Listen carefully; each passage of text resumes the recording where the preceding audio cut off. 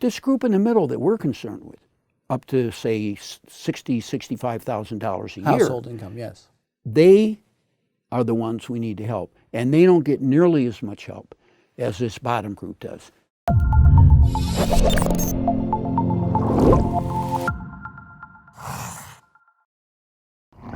Ron Haskins, longtime expert on issues concerning struggling Americans at the Brookings Institution. Thanks for being here. Glad to be here. So you worked with scholars from both the left and the right to produce a report, Work Skills Community, Restoring Opportunity for the Working Class. Tell me about the facts concerning this group that you thought needed attention. There are a whole set of facts. The first chapter in the volume after introduction and a bunch of preliminary material is about the facts on which we built the rest of the arguments. We described roughly how many people there are. They're the people between who have a high school degree, but they do not have a 4-year degree. They live, of course, all over the United States. We show a map where they're concentrated. A number of them are concentrated in areas that won't surprise you, like Appalachian area, Ohio, places that have had high unemployment in the past. But these are people who they're making it, but barely. And many of them are not going up. They're struggling to keep their heads above water. And I, in describing these people, having met a number of them and we both visited a number of these groups, I would emphasize struggling. I mean, they have not given up. They're trying to help their kids. But I do think a number of them are pretty discouraged. And they did not expect what has happened to them. And that shows up in the facts about what their financial condition is. And especially, we have a section on debt and on wealth, which affects net amount that they're worth. And for almost all families, a lot of people don't know this, for almost all families except really wealthy families, it's how much they have in their house. And so many of these families lost their home during the recession, and they haven't recovered completely, so they have zero or close to zero wealth, and that's going to affect their retirement, and they don't have enough money to make it up. So there are lots of issues here that we try to spell out in that facts chapter. So anybody who reads the report can start off with a basic set of facts. One other thing that I would mention that I think is very important, I think there's a growing awareness of this in the country, but drugs are a big problem. And we have a great team of researchers from Princeton who've described this problem in great detail. Others have as well. And we've had a number of books in the last 3 or 4 years. You have a great expert here at AEI, Sally Sattel. And this group has not only expanded, but they've gone deeper and deeper in the hole. And many of them, it does appear to be hopeless, and in fact, they die. So we have what the Nobel Prize winner calls deaths of despair. And we give data on that problem has increased greatly, and it's concentrated in the same areas as these working class families. So that's another big problem, and we really don't have any good solutions for that. So stagnating wages, declining wealth, exposure to drug addiction and serious health issues, a feeling of hopelessness. Politics in Washington, has it responded to their needs? If it has not been a great response. We just passed an opioid bill, as you know. Maybe that'll have some effects. In the past, this kind of legislation has not had much of an impact. I think a lot of people think if Washington responds and does the right thing, it'll make a big difference. That usually is not the case.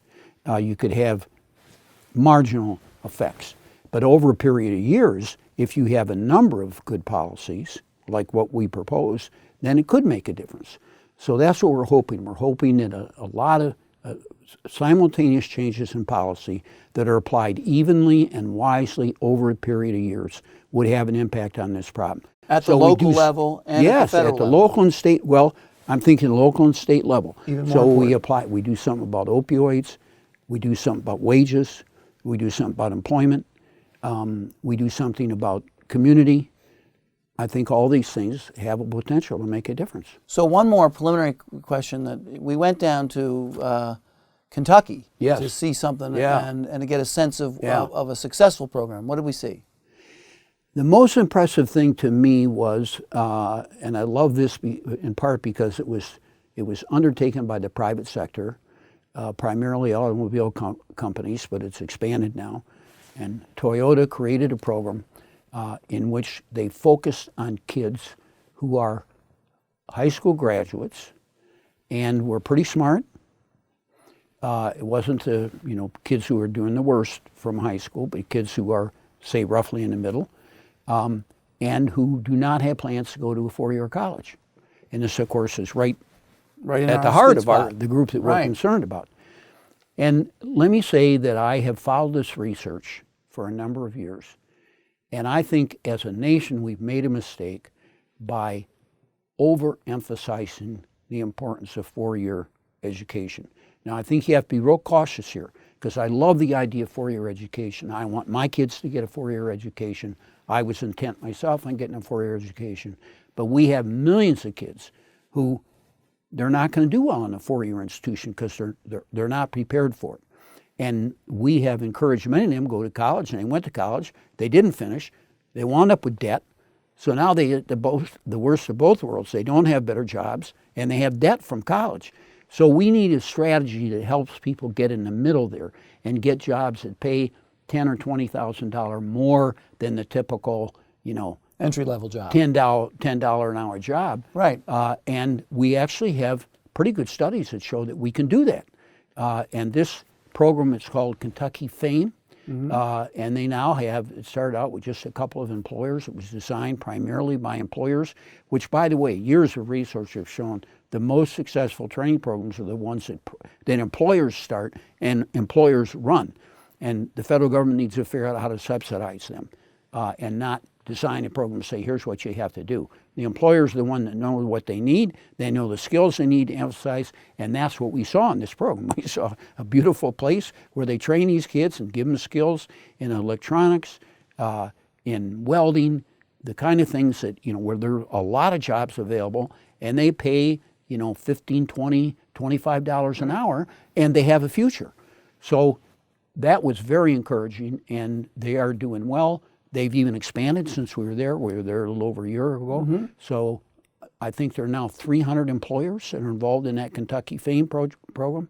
So That's the kind of thing that we talk about and Yeah. recommend Yes. and think needs to be incentivized by the federal government. yes, So, turning a little bit to what Washington can or cannot do, you have been a longtime supporter of something called the Earned Income Tax Credit, which tops up wages for families with children in the household, often single mothers. right. I think, Ron, you're the one who first taught me about the ways in which work requirements blended with work supports can really bring families out of poverty and has really brought families out of poverty.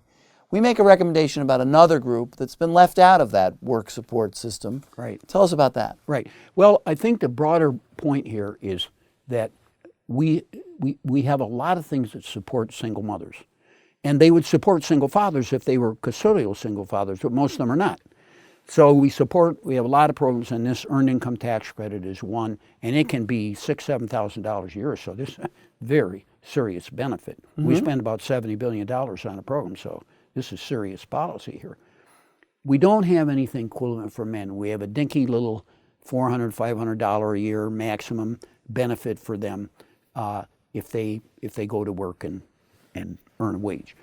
So we would like to increase that, and we propose substantially increasing that for, it would be primarily single fathers who would benefit from it.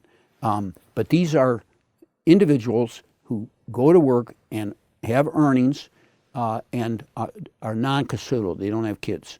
And many of them have kids that they don't live with, and they pay child support. We actually have a very good study in New York City. We have another one going on in Atlanta. The study from New York City, this is perfectly timed with our report by coincidence, it showed that there was actually an increase in the number of workers, men, primarily men, who go to work. They have increase in earnings, and they have an increase in their payment of child support. So all three of those outcomes are very nice. It's a good thing that happened. It's a very good company named Manpower Demonstration Research Corporation that demonstrated those effects, and now they have another one going on in Atlanta. We'll see if we have the same effects there. These are not huge effects. We wish they were bigger, but they're still impressive and they're significant. They're statistically significant. This was one of those right and left combination things where we tried to get people to agree. Right. One thing that I think was important to me, and I think it was important to you, and I wanted you to sort of describe why it was important, was that it's deficit neutral or spending neutral. Yeah. Tell us about that. The left seems to be less intense about this, but the members of our group on the left they seem to be right where we were.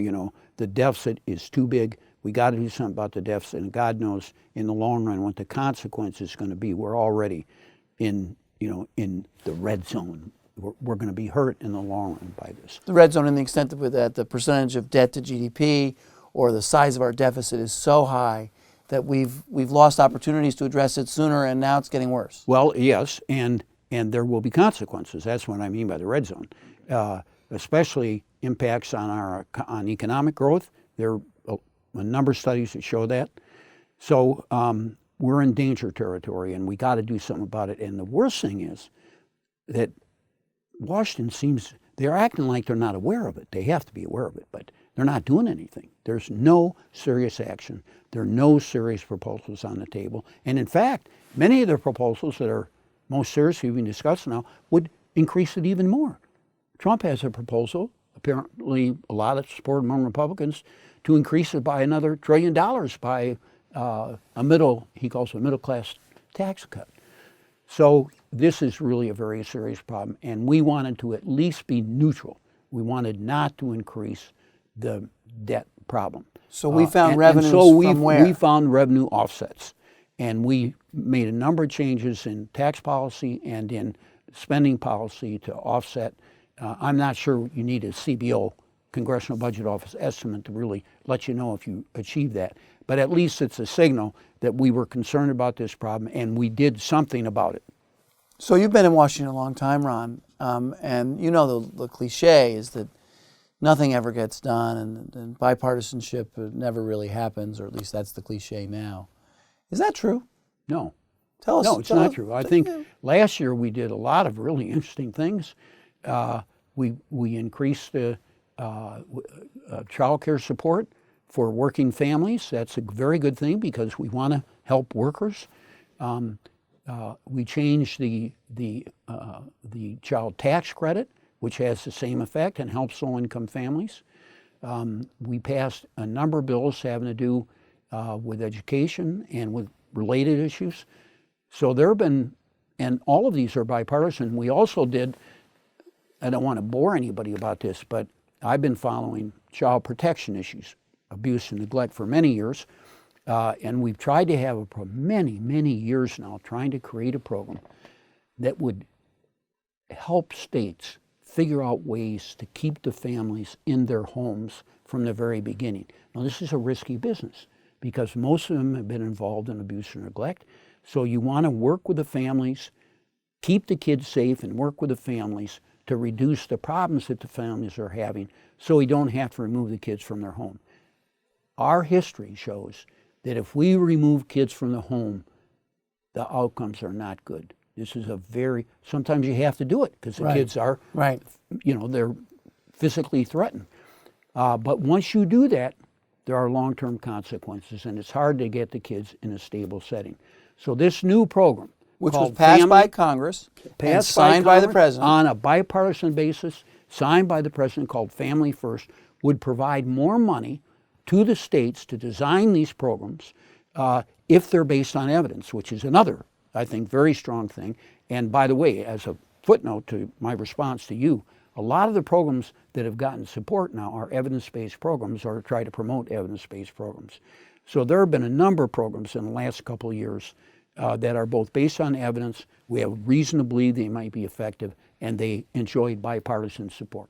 So in your judgment, a bipartisan group puts together a report with a whole host of ideas. notwithstanding what we see in CNBC or Fox News, your view would be, based on, what, 35 years of experience here in Washington? Would be there's a good chance, the way things happen in this world, that good ideas do lead to better legislation and do lead to positive outcomes in the country. Yes, that is correct, and I am far from giving up on this idea. The one caveat is it often takes a number of years to really penetrate, the Congress. So if we have a new Congress, at least a new House of Representatives, which seems slightly less than 50-50 now, just a guess, then the Congress, especially the House, will be trying to do new things. And some of them will involve spending. Social policy will be very much on their agenda. So they may be looking around for stuff like what we did. And we could go there. And we might be able to present the same ideas in the Senate. Let's say that the Republicans do keep the Senate. And they might be attracted to the ideas too. We had very strong Republican members of this group as well as members on the left. So our proposals can appeal to both sides, for sure. So just last sort of question. You've spent most of your career focusing on people at the very bottom. Yes. And in advocating and researching and describing solutions that can help them. The fact is, we've had some success at reducing poverty and reducing child poverty in the United States. Yeah. People on the left and right agree with that, and partly because we've spent a lot of money on it. You have to admit, though, they don't seem to have noticed it very much. Yes, I know, but the numbers are stronger and better Yeah. in terms of getting people up to that first ladder. Yeah. But this other group was kind of unattended to. Yeah. And so do you think you'll have a chance for similar success now that Ron Haskins has turned his attention to... I don't think that'll have much of an impact. But this is agree. a very, very good point, that we've had good success at the bottom. And that's the most basic thing. And it's good that we did that. And we've reduced poverty for sure. And our programs are done. And we have shown that low-income workers are way better off than they were in the past. So I think that's a success too, that the message goes forth. You got to work. You know? And that's a good thing, because you're not going to move up further unless you do work. But this group in the middle that we're concerned with, that, from up to, say, $60,000, $65,000 a year. Household income, yes. They are the ones we need to help. And they don't get nearly as much help as this bottom group does. So that's where our proposals are aimed. And I hope we can make some progress. And I'm not at all pessimistic that we could make progress, and that if we did, this group would be helped. Ron Haskins, thanks for being here. Glad to be here. Thank you very much. Hi, everyone. That's the end of our discussion with Ron Haskins. Thanks for watching, and as always, let us know what other topics you'd like AEI scholars to cover on Viewpoint. And to learn more about the working class in America, check the links in the description below.